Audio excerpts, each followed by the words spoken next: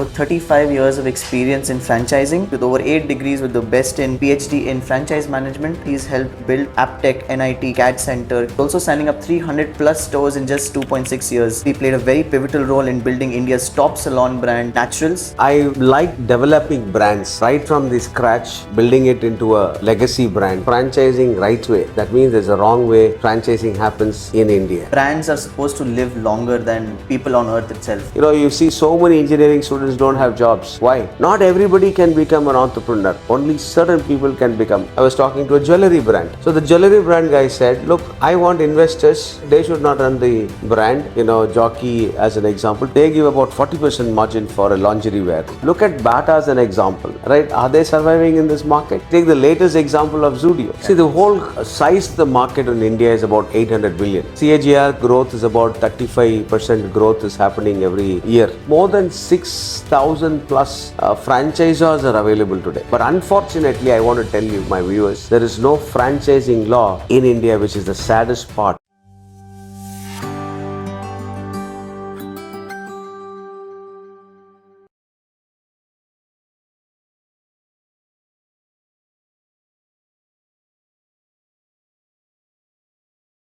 Welcome, Dr. Chakochen. How are you today, sir? Thank you very much, Dhruv, for inviting me over for your podcast. Delighted because Stories of India. I'm really glad that I've been part of this podcast. Thank you, sir. And I understand now you are the founder and CEO of Franchising Right Way. And I think you're building a whole generational aspiration for youngsters to sort of find the right line for them. So was this journey easy for you to start? Well, when I started off, I never thought that I will be in this space. When the IT industry went down, all my friends left the IT industry. Way back 2008, 10, those days was a very crashing time. Yeah. But then I stayed back in the same industry. At that time, many of my friends said, you're a fool, you're staying. But then there is something inside me which says, no, don't leave. This will become one of the industry that will be looked up. At that time, I did not make much money, but then I liked developing brands right from the scratch, building it into a legacy brand. So the reason for me to be in the franchising industry is gives me an opportunity for me to be part of creating a model, finding the right franchisees, marketing, branding, R&D, logistics, and product development. So it gives you an overall view of the entire ecosystem of a franchising. And moreover, developing people is something that I really like to do. I'm a people person and I want to see joy in everybody's face when they sign up a franchise. So I pick up brands that can bring joy to people. So if that is the case, that's why I named my company as Franchising Right Way. That means there's a wrong way franchising happens in India. We'll get to that, sir, very soon. But we had this conversation just before we started the podcast, and I saw the passion in your words, sir. And it also helped me understand that brands are supposed to live longer than people on earth itself. Absolutely. It's not just something that you start and then you quit, and there needs to be some level of thought behind it. Sir, if you were to ever do a brand of your own, what would it be? I love sports. So I would like to look at a sports brand. Very interesting. Because from college, from school, I was a sportsman and I really did something very good. I played for Tamil Nadu in the Kho national games, and then I also played cricket for my college as a captain. So these are some of the games that I really like, and I like games because of physical fitness. Don't look at me and think, why am I like this? Because I'm almost hitting 60, and I've left because of various pressure, but I still keep myself fit because that's something there in me which wants to do. So a sports school, sports equipment center, gyms. So what I'm trying to actually communicate to is there's something called the Ikigai. And if every person who is watching this podcast is able to figure out their Ikigai, it's a Japanese terminology that people use, is to find your own passion within you, right? I'm also a good trainer. I'm a psychologist. So combination of all this can be put together, and if I can build a business, that will be the best thing that I could do and build a brand. Very interesting, sir. Great answer. Because that will not allow me to be tired. If I do something which is not according to my heart purpose or the purpose of of God creating me in this world, and I'm doing something which is not relevant to it, after some time I become tired and I become, bored, and I may quit that job and I will be searching, I still trying to find meaning of life. So I would always say now, today, in schools and colleges, they have already started talking about assessment tools which are bringing out where they should actually be working. So that, in our times, we have to, figure out. So that's why if you see, I have 8 degrees, because why degree after degree I had studied, so that I know, oh, this will help me to make my job better. But today it's not so. So there are some DIMT, which helps people to get their assessment sorted out, and they can just figure out whether they want to be a lawyer, they want to be an architect, they want to be a mechanical engineer, or an IT, or a counselor. There are opportunities to figure it out. So if they are figured out early, I think they catch the Ikigai, and building an ecosystem around the Ikigai. Not everybody can become an entrepreneur. Only certain people can become. We will say luck, fluke, all that we'll talk about it. Oh no, there should be something within inside right from childhood. In fact, I have done 3 businesses and I have failed. Today I'm a coach. How did that happen? I put my money, I burnt. Nobody told me, don't do this, don't do that. But I know if I have done this, now I can tell that don't do this. So maybe that's why I had to burn my money. But this is something which I did during the pandemic, where I drew my life cycle curve of my own life, and I figured out wherever I have done extremely well is where a brand has backed me up. Wherever I tried to build my own brand, it has failed. So my Ikigai is being a coach. That's exactly where I have come now at the fag end of my year of my life. But then I have few more years. If God wishes, I will be able to spend more time by creating and telling people not to do the mistakes that I have done. So that you build an ecosystem of young people who are passionately working towards their own passion, not fulfilling their parents' passion. Now, most of them, you see so many engineering students don't have jobs. Why? The reason being because the neighbor was doing engineering, and your parents will see, look, that fellow is doing, but that fellow is cut out for engineering. This fellow is only for arts. But because of the pressure of the parents, he went and joined. You see, most of the people now, when they're working, they're figuring out that's not their job. Recently, I was talking to somebody, an engineering graduate, left the job and just joined a company where she is managing people. That's all. Because she said, I love this rather than coding. So people are not figuring out what they want to. So my passion now is to tell people, figure out your Ikigai early, and then process it, figure it out, and stay there so that you do well in life. Very interesting, sir. I think that 3 decades of experience will help you, will help us actually more than yourself. But we hope that you also are able to find your ikigai in a more stronger way at some point. Sir, coming to franchising, and that's been your bread and butter for also those 3 decades. Can you help our listeners understand what it actually means? See, franchising is nothing but a brand created by somebody, for which you are actually paying a certain amount of fee to get that brand recognition for yourself, so that you can use that name and sell product and services provided by that company at your location, and make money for yourself and for the brand.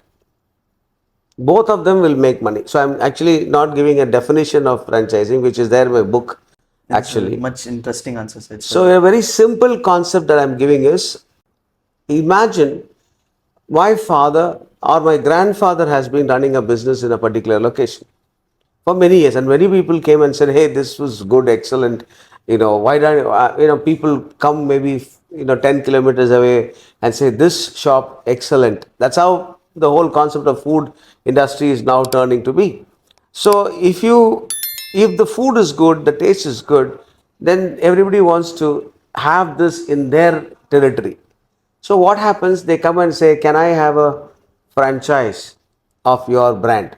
Now, this man who is running this one single brand will not know how to do this franchising. So he finds a consultant or someone who can help him out to make a process note which says this is what he's supposed to do, create a model. So the model, there are different types of models. One is, COCO, company owned, company operated model is one model where, company puts money and company runs it. There's another FOCO, franchisee owned, company operated. Sometimes, investors, so they take money, franchisee runs the model. Then this, now the latest is FICO model where, franchisee invests. So he's only an investor, he doesn't come into the picture.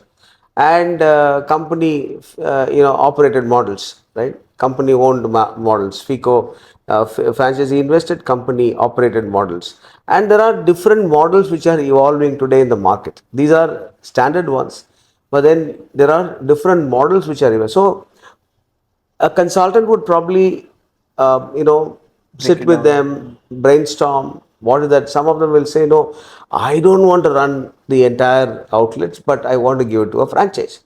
But the other day I was consulting for a company. They said, no, we want to control the entire operations. For example, I was talking to a jewelry brand.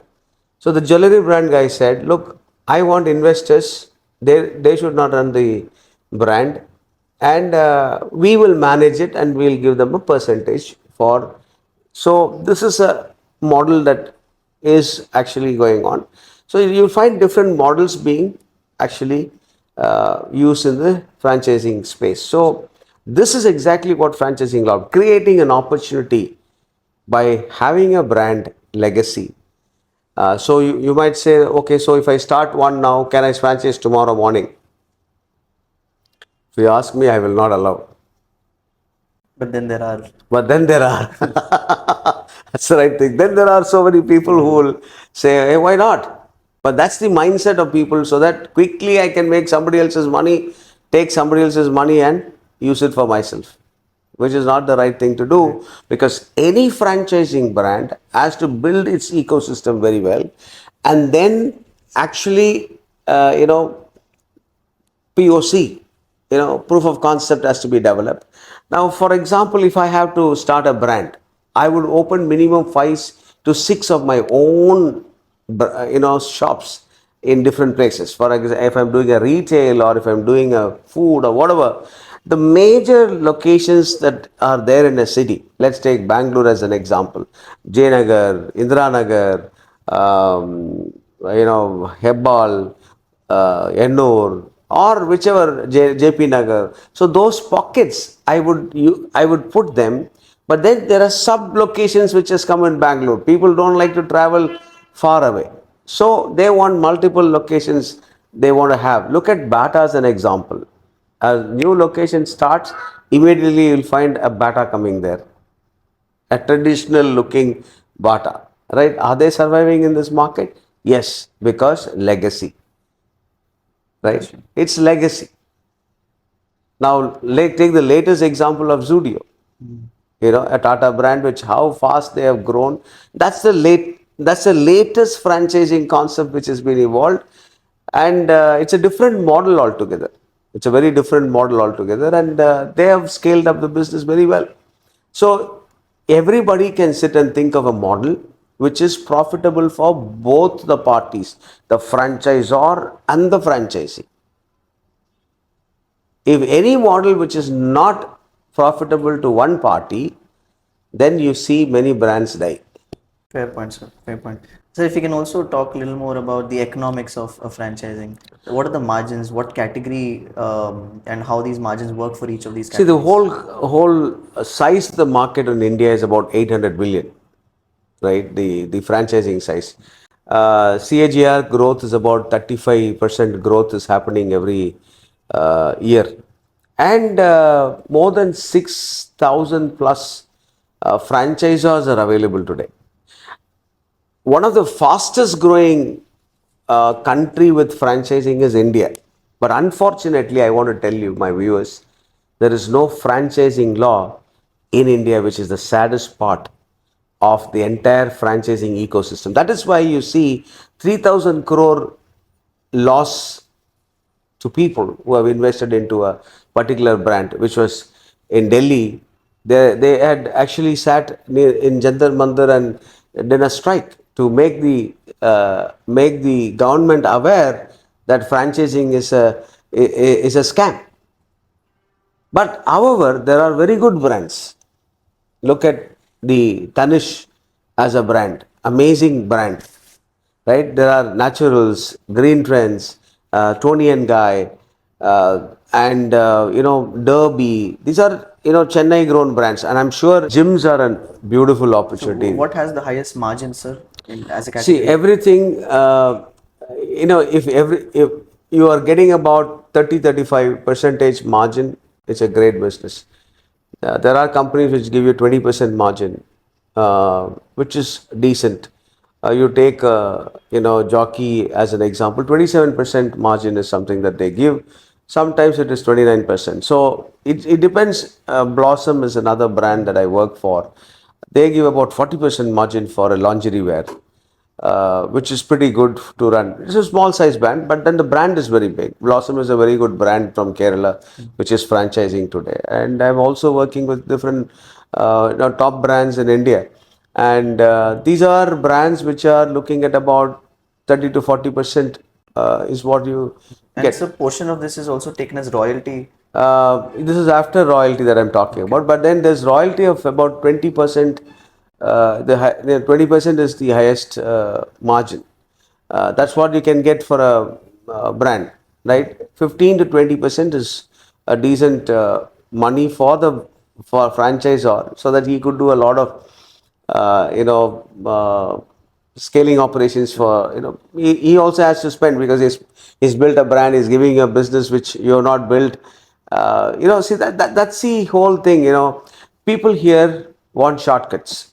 What they do, they take up a franchise of a good company, they learn the nuances of the business, next they change the board. That's something very sad. I don't believe in changing the board. Of course, I want to tell you this. If the franchisor is not supporting the franchisee, what else will the franchisee do? He will take the board. So that's the ecosystem problem today. Franchisors do not respect the franchisees who are investing, and does not understand that they should serve the franchisee. I always say this, which people don't agree with me. Many franchisors who invest, who are franchising, think their customer is very important, not the franchisee. For me, the first customer is the franchisee for the franchisor. When I talk in forums, people, they look at me like this, what are you talking? But then most franchisors do not think that the franchisee is their first customer, which I'm really surprised, because if that franchisee is not happy, of course, I want to tell you the other side of the story is that we can't satisfy all the franchises every time. There will always be somebody who is cribbing. That's the franchisee ecosystem. So I want to be, telling you the other side. At the same time, this side also I want to tell you, they'll never be satisfied. Human beings are not satisfied. Let me tell that. So when human beings are not satisfied, they'll always be bickering. So that's why when you create a franchising system, ensure that they have a beautiful induction program by telling exactly what you will be doing for that brand to be built in that area. Nobody follows these small things because nobody has the time. Correct, sir. Some level of due diligence is. One is due diligence. The number two is even the franchisor does not induct the franchisee. Most of the places I have seen, they just collect the money and then they say, okay, start the business. Most of them don't induct the owner. I'm really surprised. Why are brands doing this?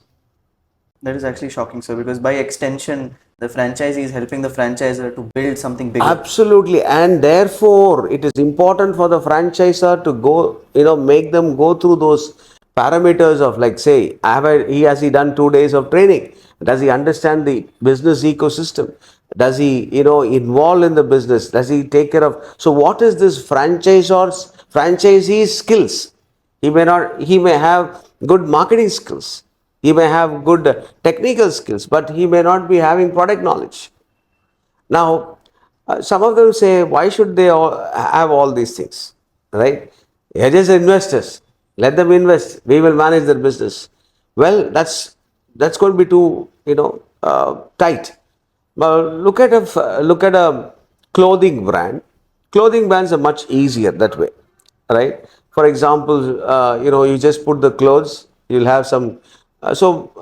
People work there. Boys and girls work there. They just help them. You just to show you to the. This is okay, but then there are tougher businesses like a restaurant business where your service attitude is more important. You're training people. So I'm not to understand that most of the brands today don't have the time actually to train the franchisee. I'm really saddened about it. I'm really saddened about it. I understand, sir. Sir, I've also learned from you about localization of these franchises. About, for example, there is a franchise in South India and who wants to then expand to the north, and then there is also a question of how well they can market that particular franchise. At the same time, also the manpower required for it. There are some gaps there. So can these franchisees work locally? Should they work locally, and what is your opinion on it? See, there are some brands coming from North India. I've seen some brands coming from North India. One of my own friend who actually took a franchisee of a North Indian brand in Mysore during the pandemic, started with one store. He saw some success in just 2 months. He was pushed to take the second franchisee. Today, both the stores are not available with him. He has failed because that franchisor only looked at the franchise fee and did not support the franchise. Vice versa can happen. A company from south can go to north, and the south guy doesn't have a team over there, and he finds it difficult to manage. The franchisee dies there.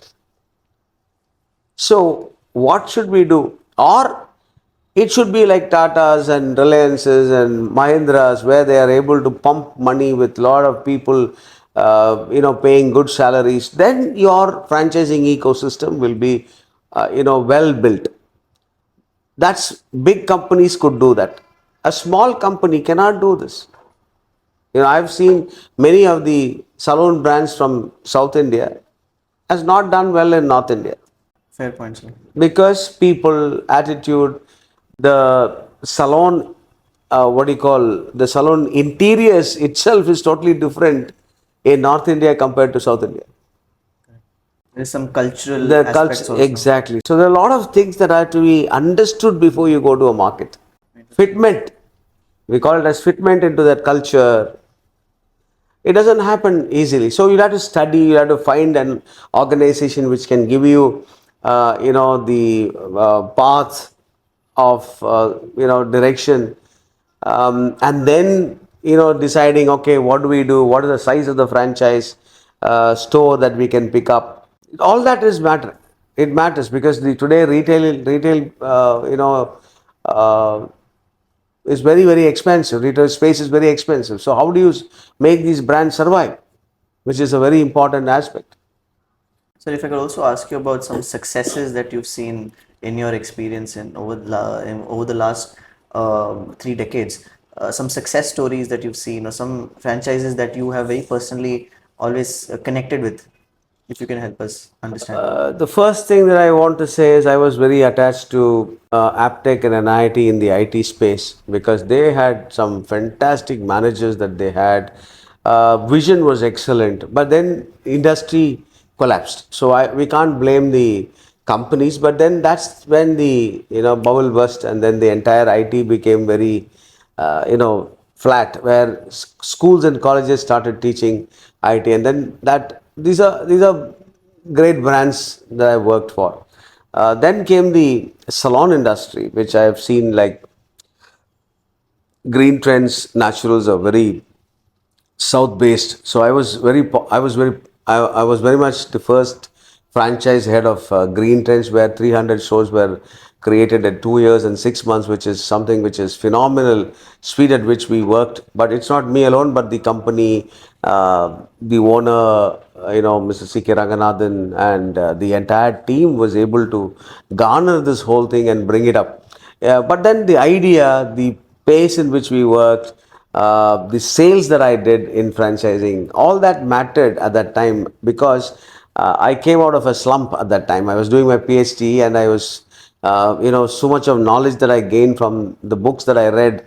And I decided I want to try out some of the things that I studied and implement and see it. And this company gave me that opportunity to implement certain things that I've studied as in the textbook, and apply it, and I see that results came in so naturally there.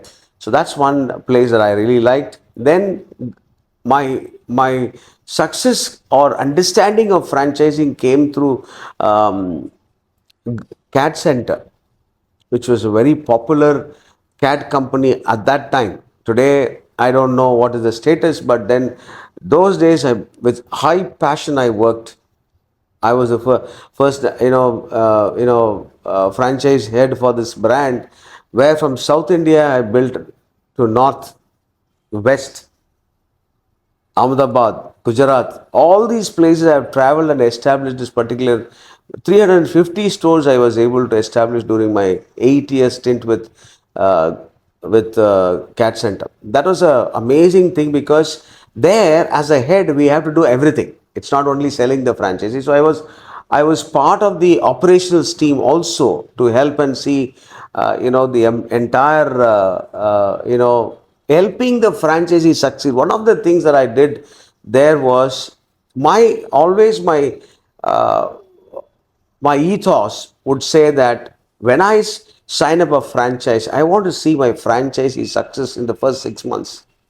If my franchise is not successful in the first 6 months, there's something wrong with the brand itself, or the location that you have served, or the franchisee that you have taken inside. So there's a combination of different factors, but then you can minimize this by understanding these things from a consultant like me, where I will be able to tell you, when you build your brand, okay, don't do these things, build it this way.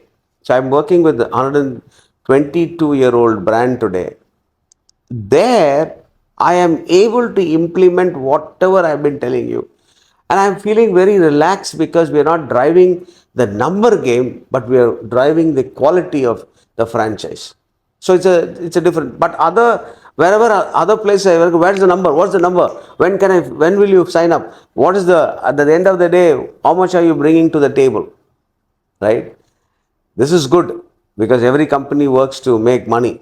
There's nothing wrong in about. But then, if you have kept your processes clean, in spite of signing, you will have some kind of you will not see brands keep changing, the locations, or even the franchisee. Most of the companies, you will find franchisee changing, and then in the terrible after service or service that you give to a customer changes, because the franchisee changes, and he becomes a miser sitting in the franchise spot, where he's not spending money for marketing, or employing some good people into the system. So you will find these things happening. So you need to put up a system where you can capture the whole thing and make it so beautiful, as a systemic approach to franchising. Very well said, sir. I think there needs to be a sustainable way of sort of functioning. Otherwise, it's just dead in the water again. Sir, I also understand that you have some very vivid experience working with National Salon, India's number one salon, as their CEO for international expansion. And at the same time, you've also worked for Greentrends. And I also understand both Natural and Greentrends are owned by two brothers. So you've worked under two leaderships. How was that as experience for you? Both are very different experiences. For me, both of them are absolute great leaders. Uh, I mean, I have reverence for both of them, right? One when I was doing my PhD, Mr. C.K. Ranganathan appointed me as the first franchise head for his brand Greentrends. When I went to this company, I want to tell you this for all the people. The day I walk in, I don't know about many companies that I worked for, but this company treated me so well. My parking lot was ready. From there, the experience has been totally great. My parking lot was led. I was ushered by the HR head to go inside. These are outside the box, right? The other place where nobody cared. But then when I went inside, I had Mr. Gopinath, the head of business, invited to his room, handed over a new laptop in my hand, and asked me to actually go and sit in my room, which is so big. When I opened my the drawer, I found so many small petty things like a pin, pencil, everything was kept. So that showed the design thinking of an organization like Kevin Care. Is a well process driven organization. So I had the privilege. So I used to think that I should work for this company from my MBA days, right, where you have learned about chick shampoo and how Kevin Care is. And I remember those days when I was a young, graduating times. They used to have IM guys working for them. So I always had the dream that one day I should be able to work, and this happened because I was doing my PhD, and one of my friend invited me to buy a franchise with Greentrends, and I walked in along with him as a friend, and I was appointed as the head of franchising. So that's a very interesting, and I really appreciate people like Abraham and Saratha who actually did this for me, along with my friend, the HR head at that time was Suresh, who said, "Hey, you come over. We want a guy like you who is passionate with franchising." So going back to this company, Mr. C.K. Ranganathan is a visionary. So his companies are well articulated or well defined processes, and I learned some amazing things from him. How to market your product? How does he think out of the box? I'll tell you one incident. One of the incidents is that I was competing with his brother at that time. So Naturals already had grown brand, well visible brand, and Greentrends were just franchising at that time. I was not able to sell against the other brand because Naturals already franchising. So it was very difficult. So one of the meetings that we said, he said, "Chaco, what do you want?" No owner has asked me this question. So that's when I learned leadership. How you see a guy who's going to do something big for you, has a lot of passion, but the boss asks you, "What do you want to do that?" That's something leadership of Mr. C.K. Ranganathan. I said, "Sir, I don't know what it is, but then I want to do something." And that's when we decided to invest into a brand ambassador, and we took a TVC for the first time in India, or maybe probably the world, for a hair salon brand, which was shot in Bombay, and then we aired that entire ad across Tamil Nadu. The perception of the brand moved from a local brand to a level next. This is something which I've learned from Mr. C.K. Ranganathan, an amazing thought process, person with absolute FMCG mindset, which I think I got the privilege to work with him. I'm really proud of Mr. C.K. Ranganathan, and I'm happy that I was part of his team. So look at C.K. Kumaravel, another visionary franchising stalwart in India today, with thousand numbers of franchising stores of a salon. I was during the pandemic. This happened, so I was not interested to go back to work because I was hitting about 55 at that time, and I said I was doing well in my counseling. So I'm also a marriage counselor and coach. Oh, wow. So I do premarital, postmarital, and one more other counseling that I do. which I don't want to tell in this podcast. But so I get a lot of people who come to me with their personal problems, and I was doing this and I was feeling very happy that I can, my wife and I do this so that we sit at home and, just open the laptop, a couple of hours you work and you get some money. So it was very comfortable. I was lying down and I get a call from CK Kumaravel saying that, where are you? I said, I'm lying down. He said, why? Come. This is another visionary that I want to tell you, who taps into, skills of somebody else. So he told me one word which really still rings in my, ears every time. He said, Chaco, you're a salesman. You're a fantastic franchising guy. You're wasting your talent. It's a conversation because I know CK Kumaravel earlier, along with Mr. CK Ranganathan, I've met a couple of times. We have met in many, many forums. I love him. So he said, come, let's talk. I said, no, I'm not interested. I don't want to. I'm in a very comfortable position. He said, no, this word, you're wasting your talent, kept ringing in my ears a couple of times or many times for the next 1 week. Then I said, I want to meet you. So I go up to him. I said, what is your vision? We were at about 600 at that time. He said, I want to go to 1,000. I want you to join my team. If somebody is inviting you over with a clear vision, money becomes secondary for me. So I came back and I told my wife, I've already hung my boots. I don't want to go back to work, but now I have an opportunity to go back and bat. What do you say? She said, your choice. I said, I have something still in me which I want to give it to this world. I've worked as his brother. Now I want to work with him because everybody has said that he's a great marketeer, great thinker, great orator.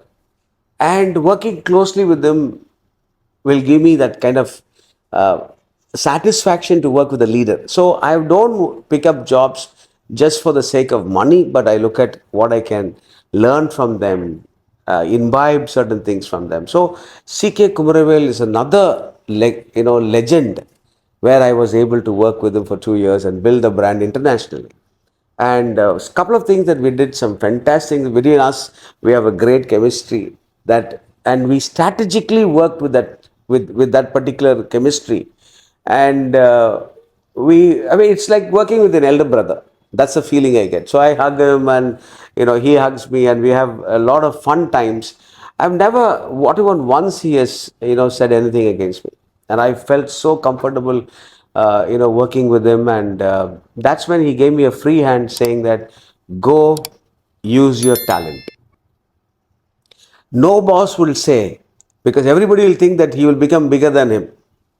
But then this person, or I won't say person, is a legend for me, a man who gave me a second innings in my franchising life journey.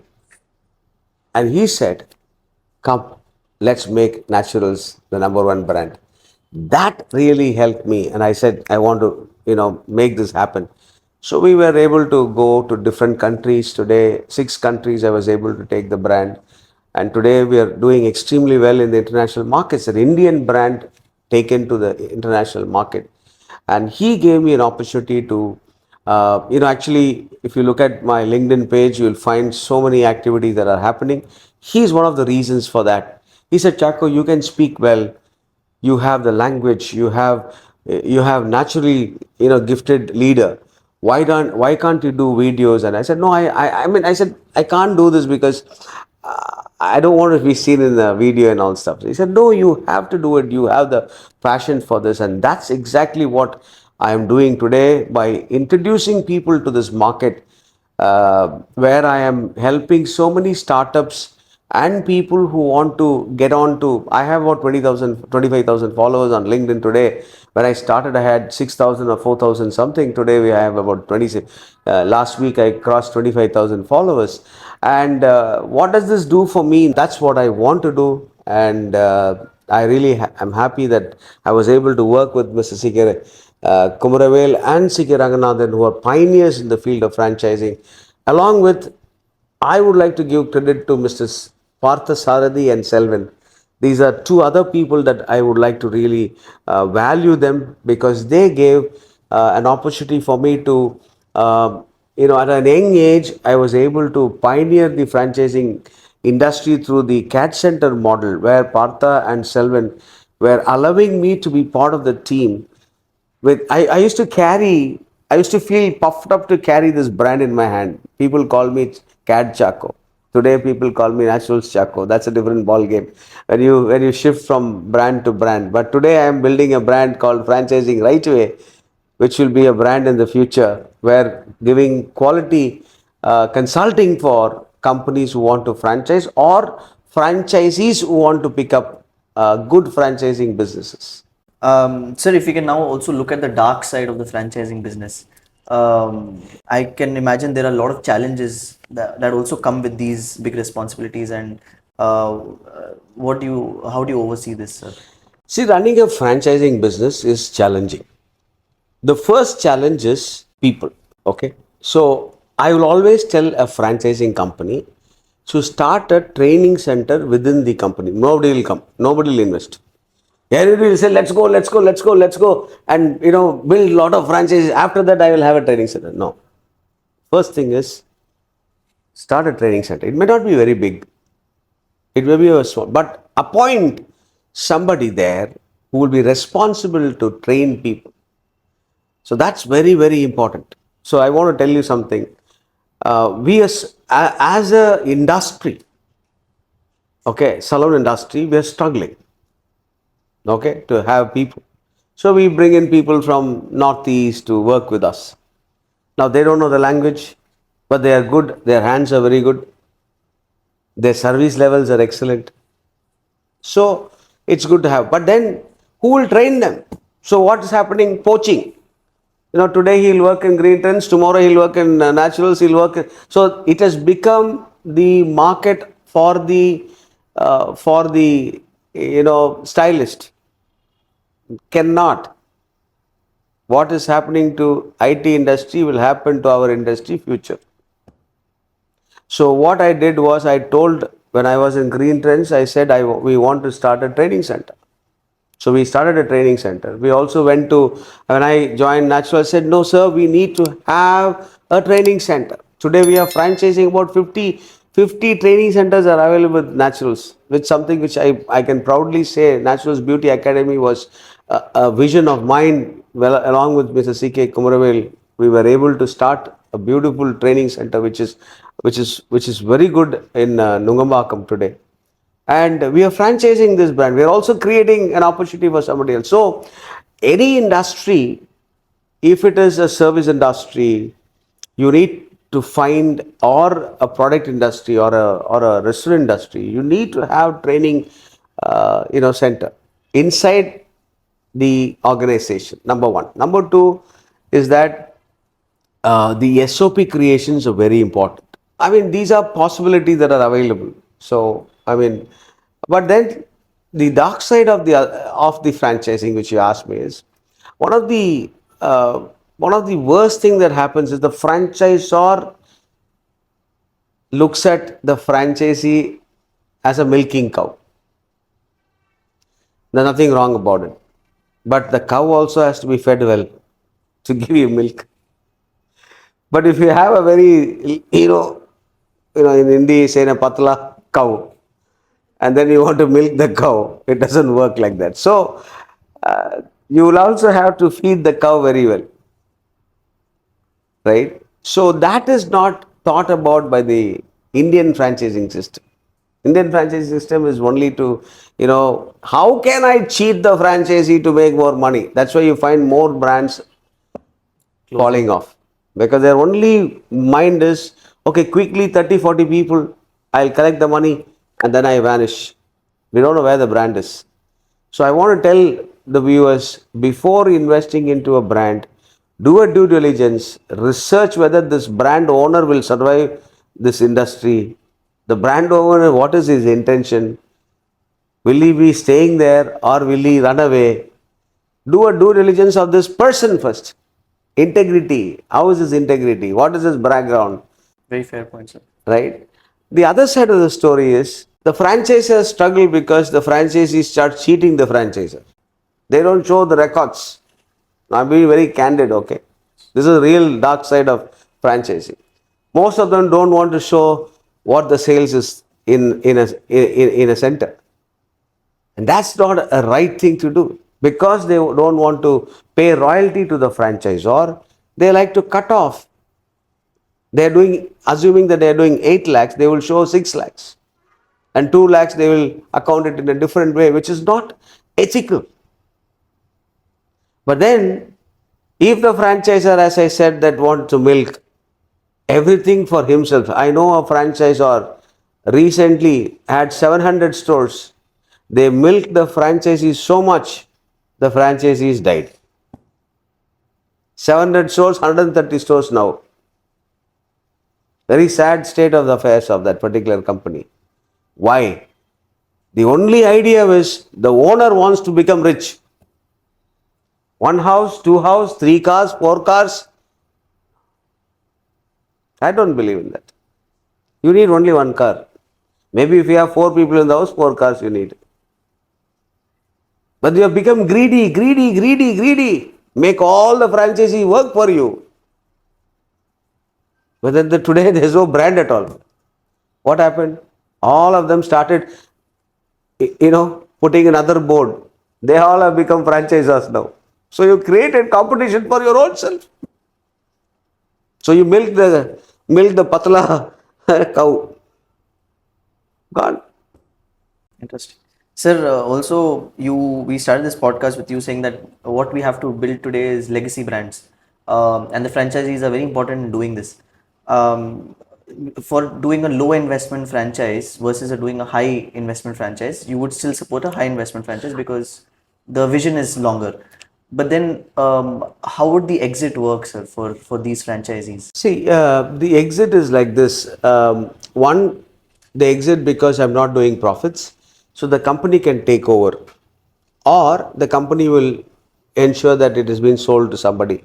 So you may not get the money invested, but then you lose money. But it's okay to exit when you feel you want to exit, rather than staying there and not making money, right? The other exit is just close the store. What else to do? You lost money. I know so many franchisees who have lost money like that. What to do? The franchisor will not be able to sell because the guy who's coming out, எதுக்கு sir மூடுறீங்க? Why is he closing down? First question. If he is doing profitable, he will not sell, no. So there itself gone.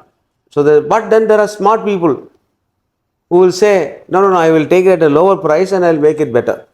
There are some people in the system itself, in the franchising ecosystem, who are selling franchisees, who are running the brand. A manager who has been working there will say, hey, this is a great opportunity, so let me milk this guy, bring it to lower level, and then probably go back and build this brand back again because he knows how to run the business. So these are some of the ways to exit. So you also mentioned there are no laws to govern this. No laws. Okay. So if in case there is a franchisee who wants to exit and now they are bound by some contract between the franchise and the franchisee and he's now being taken to court and all of that, how does one deal with such a situation? He's exiting, so what? Let it exit. But then the franchisor wants something in return. So there's an agreement that is signed, but this agreement is all one-sided to protect the franchisor. It will not be protecting the franchisee. So, but now it's getting better where people are aware and they actually negotiate with the franchisor. Initially, the franchisor will change the clauses because he wants to get the few franchisees. After which, you will find the agreement will become standardized, and then say if you want, you sign it. So, knowing well, the franchisee signs the agreement, but these franchisee agreements are not very watertight. It's all towards the franchisor. He will protect himself first. Sir, among your many degrees, you also are from the National Institute of Sales from the back in the days. And now I understand it's been diluted and it's not there anymore. Do you foresee this coming back into the market also as one of the challenges that you mentioned, sales being something? So do you think you would want to build this out, or? I just had a discussion with one of my friends today saying that we would like to start a sales institute. So I'm passionate about sales. So, but there are a lot of challenges because the days that we were, growing up, we had passion to sales. So we all went and studied sales. Actually, that's a beautiful institute called National Institute of Sales (NIS), which is one of the pioneers in sales training program those days. Many of us were trained across India. Top-notch salespeople you'll find from that company. But then there's no other institute in India at this point of time. But then I have a small desire. So I told my friend, I said, please, let's start something. And we are by 2026 March or starting 26 April, we want to do a small school for sales in Chennai first. And then we don't know where we can go. Great, sir. Interesting. So I also want to spend some time on this book that you have, Franchising the Right Way. And I got to at least read the preface of some of your pages. But could you give us a crisp version for the audience? Yeah, this book was actually written as a textbook for people who want to franchise, basically. While doing my PhD, that's when I said I want to, you know, uh, take the theses and put it into this. So this is actually for the MBA students. That's what I initially envisioned to go into colleges, but then I don't have the bandwidth to do all those things. So then came a friend of mine, Vamsi, who said, "Okay, I will, cut this off." I had about 450 pages, and we brought it down as a tool for people who want to start a franchise or buy a franchise. Both could actually read this book. So this book, I have done about 200 people training program in Chennai, Coimbatore, and in Erode, where along with Magic 20 Tamil, where we are actually helping young entrepreneurs or seasoned entrepreneurs. I know one of the brands from Tamil Nadu, which is about, he came at a 40 store. Today is about 180 stores. So whenever he sees me, he says, those classes had given me enough of knowledge to build my brand. Went back, corrected many of the things that I've been doing wrong. So I do this constantly in different places. So this book basically is for people who want to build a franchising ecosystem. This is available on Amazon and Flipkart, and already we have sold about 250 books. It's a very niche area. Not everybody. It's not a love story or or a management book, but a very very niche story. People who really want. Today I got a call from a guy, said, "Sir, I have read your book, but I want to meet you because I can get more idea in franchising." So there are a lot of people who have bought this book and benefited from it. A lot of colleges are buying this book for their MBA students, and so we were doing a lot of courses on. And in fact, I'm working with one of the universities to build an MBA in franchise management. So my passion is franchising, and therefore I want to build a good managers to come into franchising ecosystem, so that you'll get people who understand franchising. See, the importance of franchising is you need to understand the empathy. You need to put empathy there, because you have a franchisor, you have a franchisee, right? You're actually dealing with people, right? Franchisor and the franchisee, and the good franchise manager will be in between to ensure that their relationships are managed. So franchisee relationship management itself is a topic by itself. Amazing. So with that, thank you so much. Your contributions have definitely helped me today to understand a lot of things about franchising, and I'm sure our audience is here today as well. Dr. Chako, thank you again for taking the time and being part of this. I'm going to leave most of these links in the bio for people to pick it up. But again, thank you so much for your contribution, and I hope your endeavors also come to fulfillment. Thank you, sir. Thank you so much. Thank you very Thank you, sir. much. Thank